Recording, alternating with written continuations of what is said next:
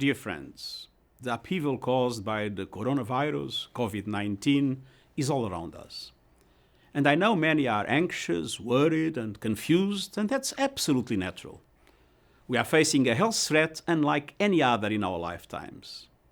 Meanwhile, the virus is spreading, the danger is growing, and our health systems, economies, and day-to-day lives are being severely tested.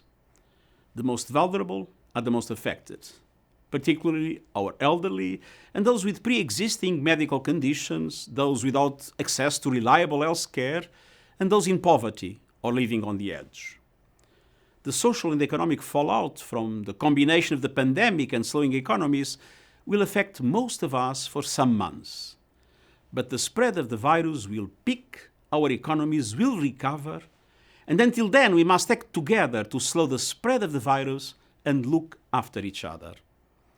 This is a time for prudence, not panic, science, not stigma, facts, not fear. Even though the situation has been classified as a pandemic, it is one we can control. We can slow down transmissions, prevent infections, and save lives. But that will take unprecedented personal, national, and international action. We must declare war on this virus. And that means countries have a responsibility to gear up, step up, and scale up. By implementing effective containment strategies, by activating and enhancing emergency response systems, by dramatically increasing testing capacity and care for patients, by readying hospitals, ensuring they have the space, supplies, and needed personnel, and by developing life-saving medical interventions. And all of us have a responsibility too, to follow medical advice and take simple, practical steps recommended by health authorities. In addition to being a public health crisis, the virus is infecting the global economy. Financial markets have been hard hit by the uncertainty, global supply chains have been disrupted, investment and consumer demand have plunged, with a real rising risk of a global recession.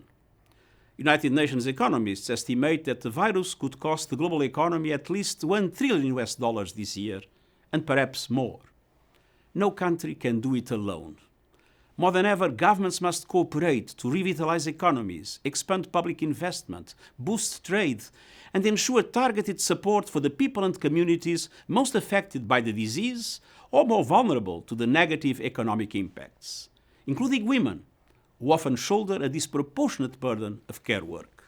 Dear friends, a pandemic drives home the essential interconnectedness of our human family. Preventing the further spread of COVID-19 is a shared responsibility for us all. The United Nations, including the World Health Organization, is fully mobilized. As part of our human family, we are working 24/7 with governments, providing international guidance, helping the world take on this threat. We stand in full solidarity with you. We are in this together, and we will get through this together. Thank you.